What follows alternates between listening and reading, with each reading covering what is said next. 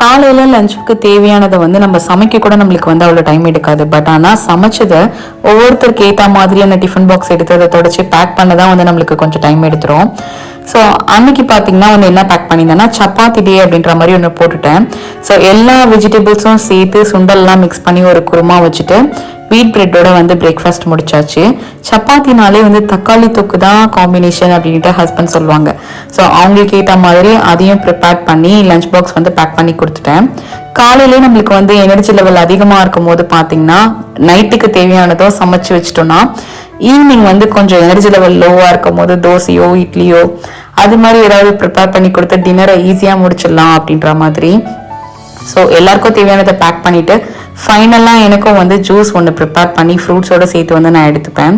எப்போ lunch box வந்து இந்த மாதிரி கட்டும் போது நம்ம அம்மா ஞாபகம் வராமல் இருக்குமா?